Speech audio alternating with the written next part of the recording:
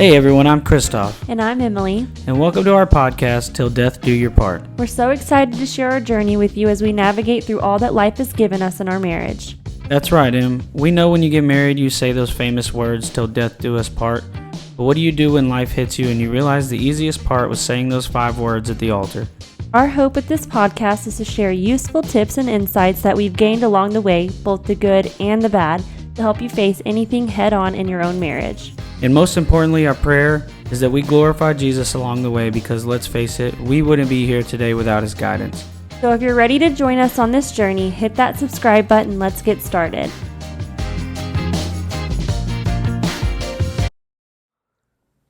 Hey guys, it's Christoph. And it's Emily. And welcome to the Till Death Do Your Part podcast, episode 4. Yeah, today we're talking about date nights. Yep, something that me and Emily are very bad at. Yeah, we're not very, we're better learning. at it now. We're learning. Yeah, we're better at it now, but about 4 years ago, we were really terrible at it. So what we're about to speak on today is based on like actual experience, Real not life just what we experience. think is good or not good. Yeah, we're not just bringing advice without us having lived through this. And let me just tell you as well that we didn't really have anybody telling us these things. Like everything that we've talked about so far and what we're talking about now, we've had to learn. I'm just grateful that we've learned it instead of it letting it take us down. Yeah, because over 13 years now, we've learned everything together. On our own. Yeah, everything is on our own. We've taught ourselves lessons. We've worked through everything on our own. Not without a little bit of advice from others, but no one ever truly taught us how to. And neither of us have had like an everyday picture of a successful marriage. Yeah, neither of us have. You know, there are some around us, but we have not gone every day seeing it. You know, like some people have their parents who have been married their whole life. Well, since we've been together, my dad and Alicia have been together. So but we don't get to see it every day. You know, they're not like an influence every single day. So everything that we're learning and we're sharing and that we continue to learn, we've done on our own for the most part. Yeah, which is weird because we're only 20. But that's why we're here. That's why we started this. We're only 26. And 26. And we have... Oh my gosh. Why does my back hurt so bad? Way too much experience to be 26, just saying. But today we're talking about date night and the priority of, or making sure that date night is a priority. And that is not something that we did for a while. And a necessity. Yes, we have... It's got to happen. It does, because if it doesn't, then you'll find yourselves... Maybe not as severe, but you'll find yourselves like us. 7 years into our marriage, we didn't know who each other were. We only argued. We never communicated well. I think we just forgot, and we evolved as like an individual, and we didn't continue to learn about each other. Yeah, and so then we were like ready to divorce because we didn't know who each other were. And it was because we were not taking the time to prioritize date night and making sure that we're continuing to keep us right before everything else. Because I talked about this pyramid, I think, in the baggage episode about, Jesus says that he's top and then your spouse, your kids, and then everything else after. And we were doing Jesus, maybe, sometimes Jesus, our children, everything else, and then we might have taken care of our marriage. And that was the complete wrong priority list. Yeah, it was. And I'm grateful that we've, figured it out and we're doing it now the right way, the way that God intends us to do it. Yeah. But whenever you are trying to find someone to marry, you go through this period of dating to learn the person, to see if this is someone that you want to be with. And you eventually, if you're listening to this podcast, or if you're on your way to make that decision, or you have already made that decision. Yeah, and the purpose, we've learned this, like through our church, that the purpose of dating is to get married.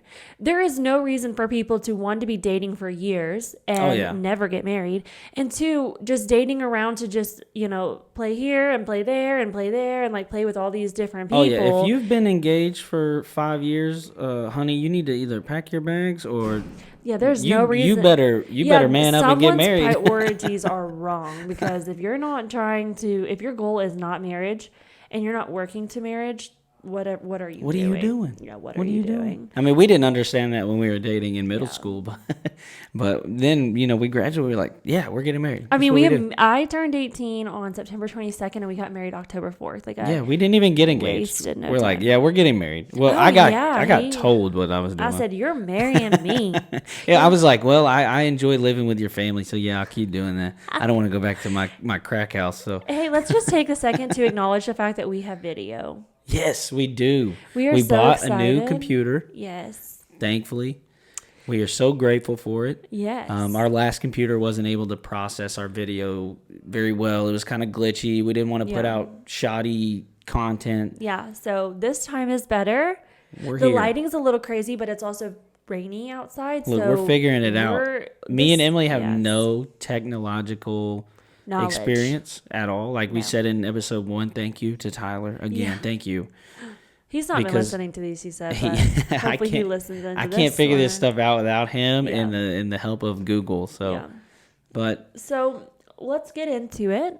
So let's list off the reasons why people don't go on dates. Why do couples not prioritize date night? Well, I can speak personally for the first one is a babysitter or the lack thereof.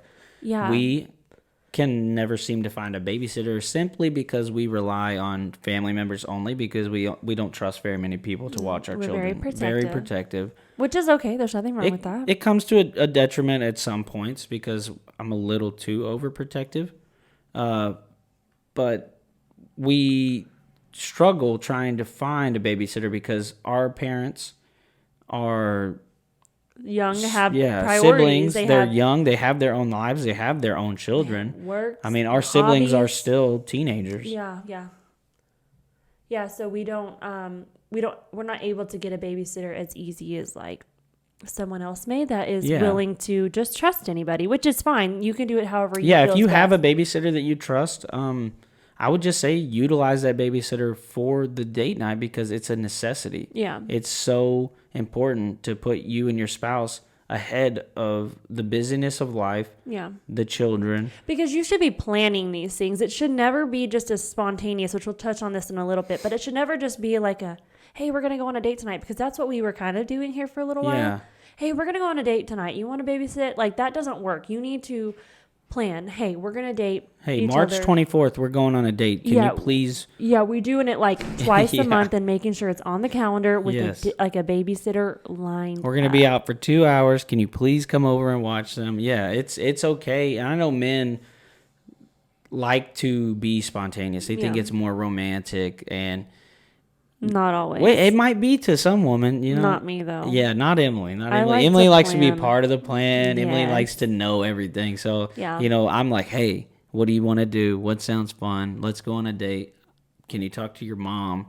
See if she'll babysit. Sometimes I wish he would do that. So this is just a little advice to a man. If you're going to plan the date, maybe not so spontaneously. Don't plan through your wife. Hey, I talked to your mom. She said these are the days that work for her. You want to go out. Instead of, hey, will you call your mom and have a babysit? I did do that for our cruise. And that was the turnaround for our whole marriage. Yeah. I was hey, we're going on a cruise with no kids. We need a vacation. Yeah. It's been... We never went on a honeymoon. 4 years. We never went on a honeymoon because we were 18 and broke. Yeah. We tried. And then we were like, you want to go home after one night? Like, what was wrong with us? Yeah. I remember booking that cruise. I was at work. I was like, you know what?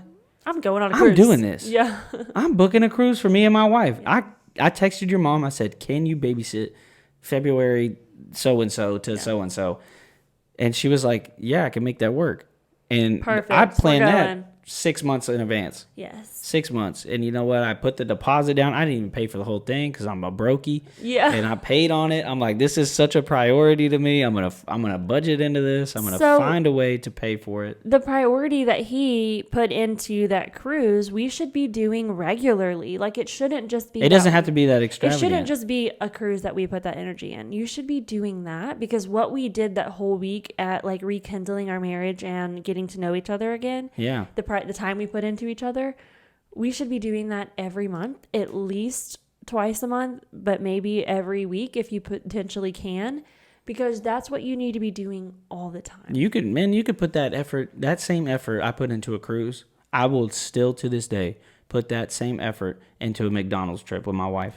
And that goes into another thing, money. Money is another reason why someone may not go on a date regularly, because they don't think that they can afford it. But the thing is can you afford that coffee every day?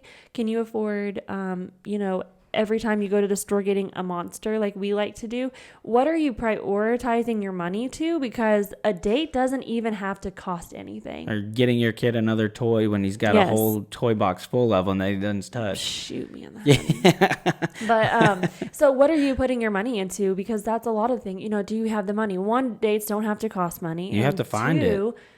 I mean, DoorDash. We DoorDash. Yeah, we DoorDash. I'm not afraid to admit that sometimes $40. I need some extra money, and I go DoorDash. And you know what I use that for? Fun things. Yeah. I'm like, you know what? Me and Emily are going to go get some dinner tonight. Yeah.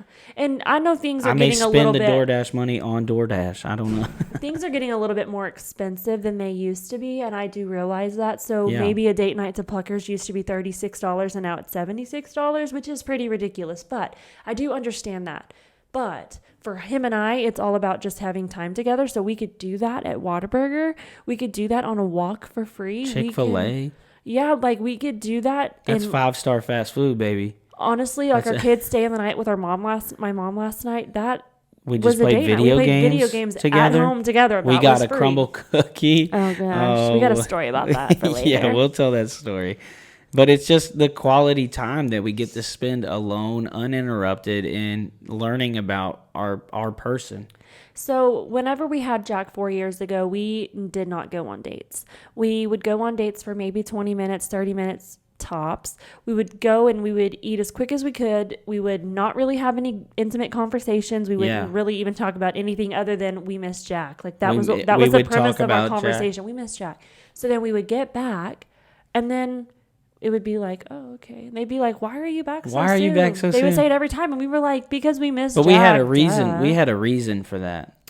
We did, but our priorities were not in line. Yeah. It took us a long time to get Jack. So having time with Jack was super important to us. But after the miscarriages and everything, it was like Jack was just the highlight of our life. But that is not a good excuse for that, and I think that ended up hurting us more than it ever helped us, because we got lost in it. We can still love Jack and love Quinn without them being the priority over our marriage. But we have to love each other first, because if we don't love each other first, that starts to peter off and fall off into the distance. Yeah, and it starts becoming on the back burner. And then our children that we love so much, they don't have parents anymore, because we're just falling out of love, and then all of a sudden, we're on the brink of divorce.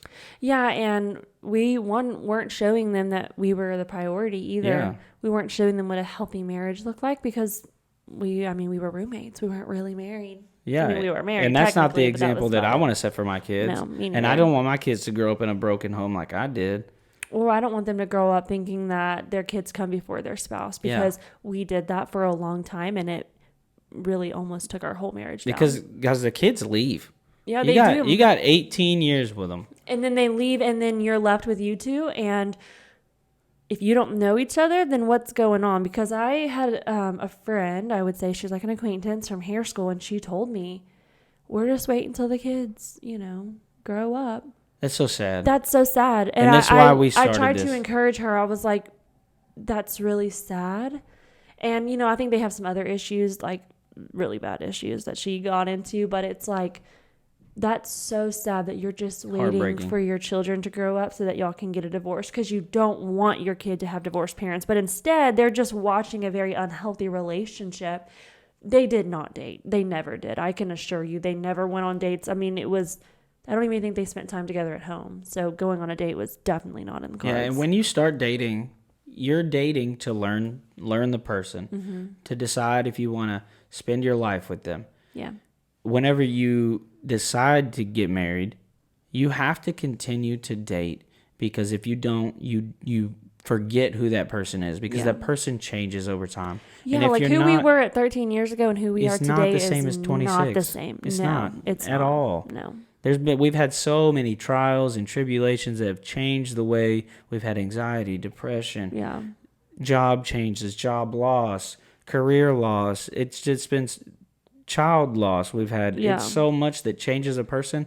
If I don't continue to learn you, I'm going to forget who you are. And I won't even know my wife at that point. Because there was times where I would say, like, I wish you were the same person you were when we were younger. Yeah. Instead of... Well, when we were 13 and 14, he also had never been in the military. He never broke his back. He never lost a job. We never lost babies.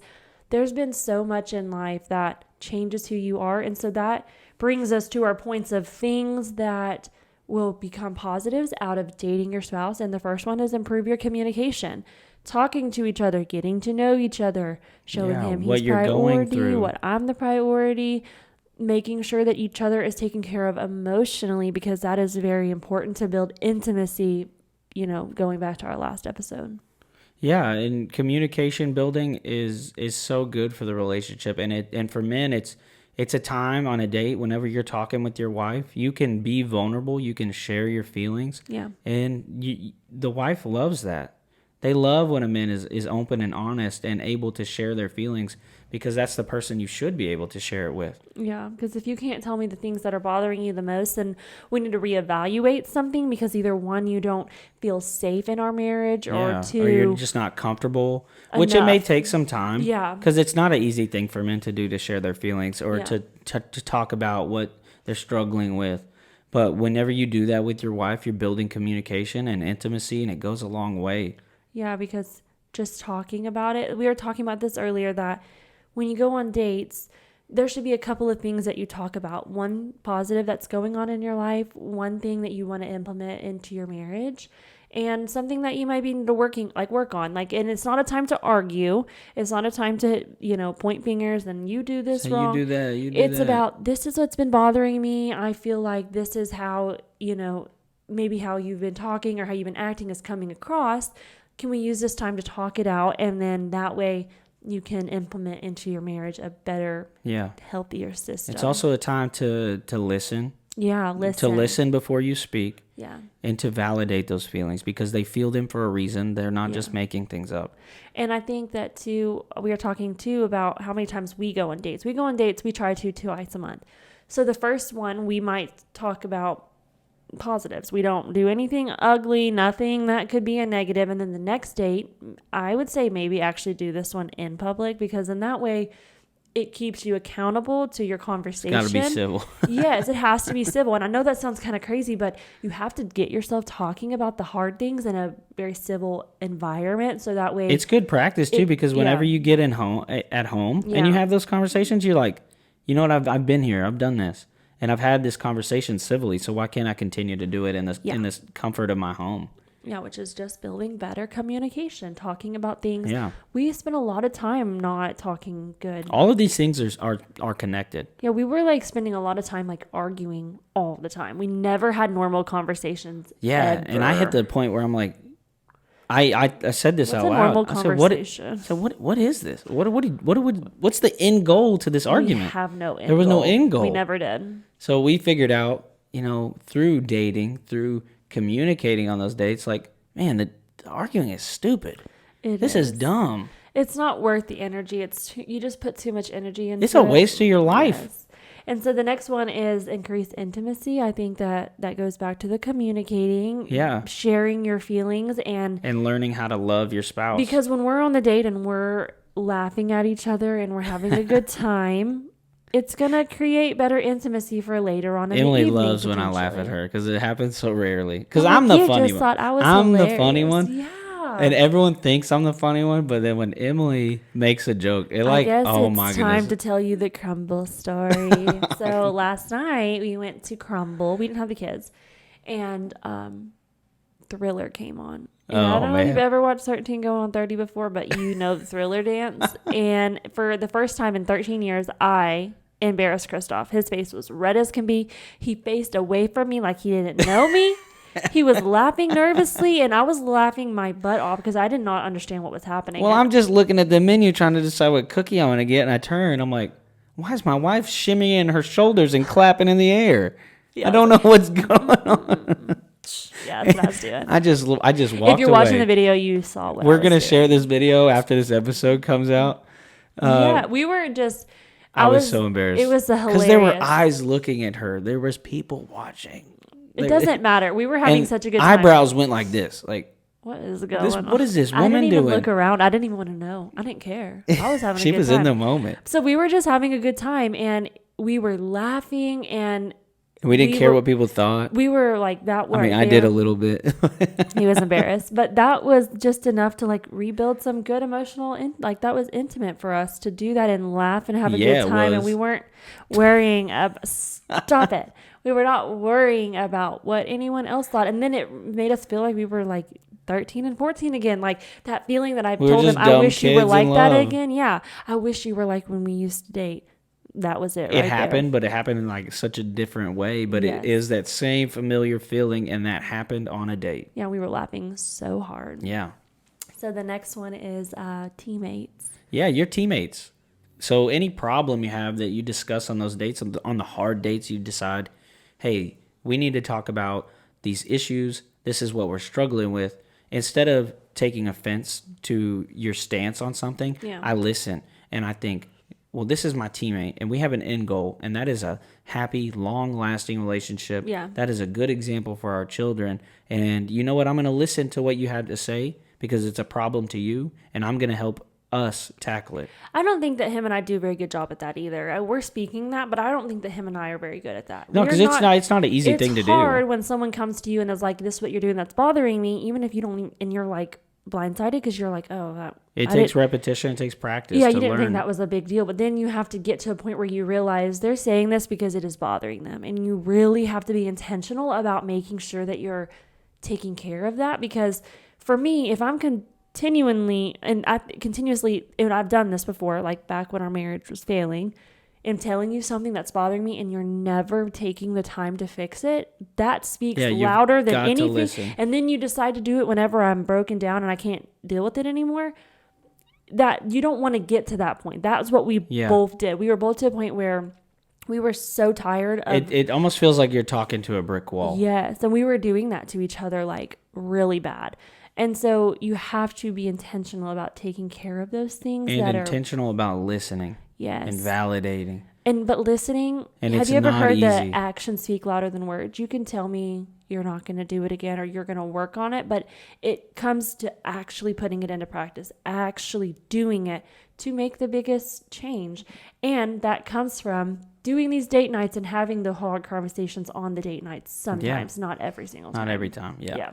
Yeah, but whenever you're speaking those things and I want to say something, I just like, you know what?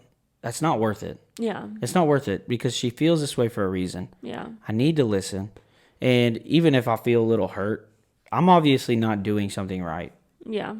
And same for me as well. Same, like yeah, vice versa. So husbands, wives, whenever your spouse has the courage to bring something up on a date night or out of a date night, listen, because that's going to build your love. Yes. And that person's going to feel like you want to listen to them, like you're validating their feelings. It's going to build the intimacy. You're going to tackle your issues a lot easier if you're just listening. And so then that brings us to the last thing, which is keeping the fire burning. This is the fun one. This is the fun one because the other things are pretty serious, but the fun one. This is the product of good dating. Yes, is realizing why you're in love. Going on the crumble dates and dancing to Thriller, doing things like that at the store that are, embarrassing him, but it's making him laugh and we're having a good time. Remembering why you fell in love to begin with, because when you met the person, you were dating. All the butterflies that you were feeling, you can bring those things back. And I don't like when people talk about never let the butterflies die, because they're going to. Life happens, bad things happen, hard things happen. It becomes too familiar. Yes, this is just... You can bring those back like a crumble. You can bring them back on the cruise. It's like deja vu. Yeah. Because you're like, man, I felt like this before. And I felt like this whenever I was choosing this person. And that is the whole premise of date nighting, is to ensure that you are continuing to choose your husband, continuing to choose your wife over and over and over again. It is so important, and you have to do it to keep a healthy marriage. If you get to a point where you're like, we're just waiting until the kids move out, are you taking the time to show each other that you're important? Are you putting the work in? If you're not putting the effort in, other than just making the dinner like you do every single day and cleaning up the shoes or whatever it may be,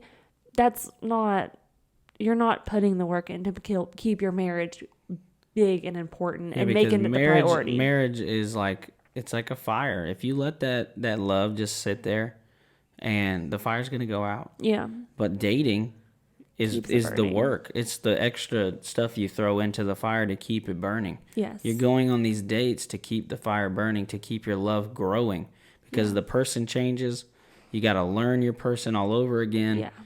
And you do that through dating. And I think that date nights are very important. They need to be important. You could find yourself, maybe not seriously like ours, but our fire was still smoking. Yeah. But it was not burning anymore. And so we were just going through the motions of every day. We were roommates. We were co-parenting. But then when we realized the cruise was a good starting point for us. That might not be the case for you.